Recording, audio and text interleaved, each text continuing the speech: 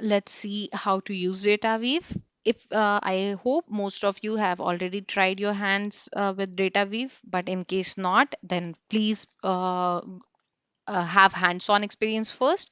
If you're not comfortable in doing it in Anypoint Studio, if you find it difficult, of course, in Anypoint Studio we have capability to see the output at the same time. But otherwise, what you can do is you can go to DataWeave Playground.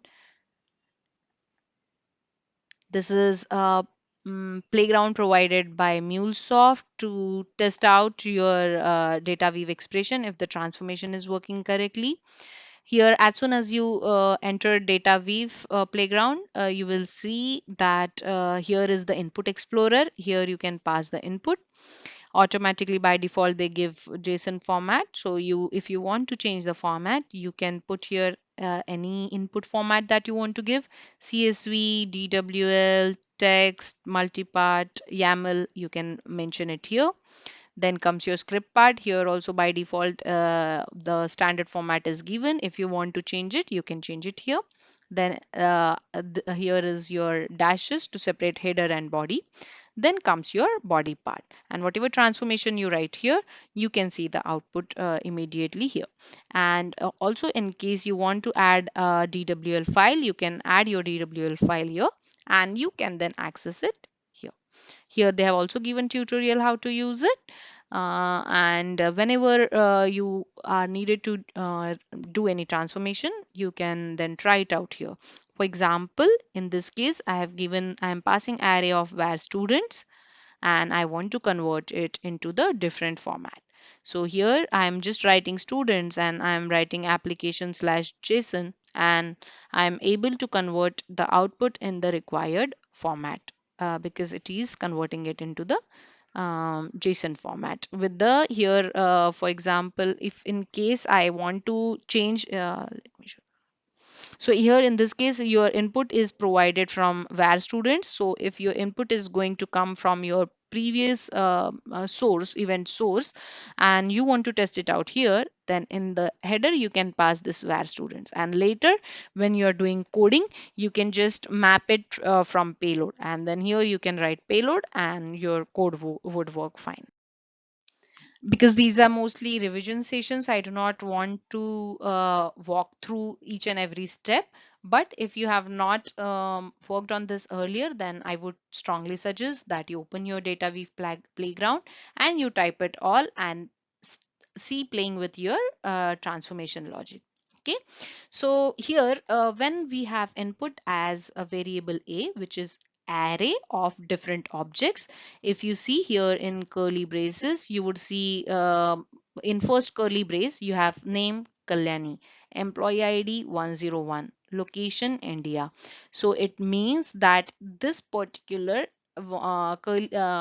is an object inside curly braces. Then we have second object, then we have third object, and this variable a is array because it is enclosed in square bracket and it has different comma separated values. So this is your valid array.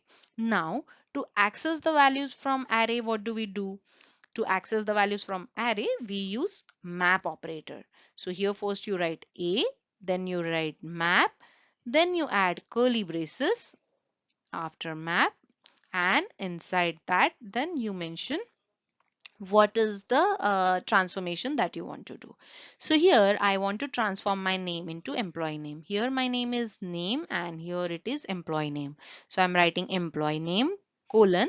Here my name is first letter in camel case and rest in small letters. So here also I will convert it into upper. These are the functions which are provided by core modules. You do not need to import core modules. They automatically are imported, and that's why you can use these functions. But if you have any custom functions, then you need to import that module to use it. We will see that in upcoming slides. Then a comma separated because we have here comma and then comes your next name value pair.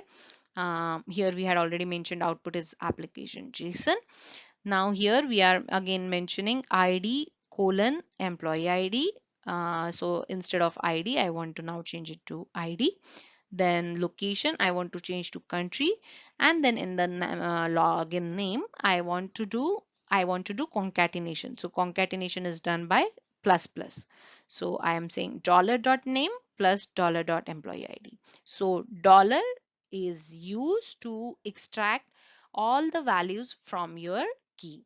So for example, name Kalyani are key value pair. So if I have to access Kalyani, the value, what I'll do is I will write dollar dot name. Similarly, there is dollar dollar. So what does dollar dollar do? Dollar dollar provides the index. So if you want to print the index, then in the login name, you can write dollar dollar plus plus dollar dot name plus plus dollar dot employee ID. So it will print your index 0, 1, 2, whatever is the index for that particular array element. That would be printed out. So why are these dollar and dollar dollar? What is the job of dollar and dollar dollar?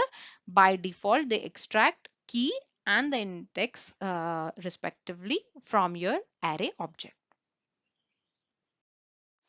Now, sometimes you will see dollar, dollar, dollar, and sometimes you will see item, comma, index. What is the difference between the two?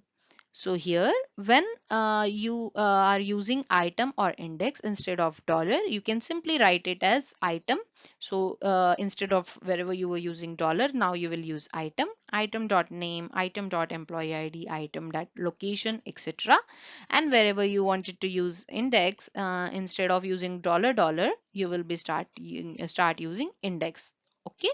Now, if you see here, when we see index in login name 0, 1 are printing. So those index is your array index. So it will start from 0, 1, 2, not from 1. Next, why do we need to replace item and index with dollar and dollar dollar? Let's see an example where you have array nested inside another array. Now, when you are inside employee name, when you are inside first map, you can access your first employee name by maybe dollar dot whatever is the name, dollar dot employee ID, and let's say third field country. Now this element is your nested array. In this case, now you want to access location again using map.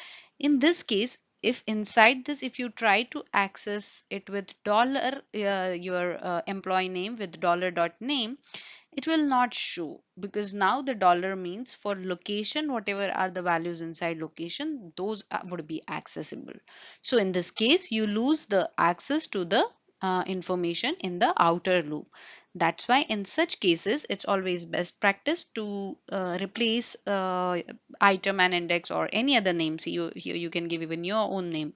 So it's always advisable to replace dollar and dollar dollar with any other names, so that for outer we can have different name, for inner map we can have different names, and then we can access item dot name, which is outside dollar inside our inner loop.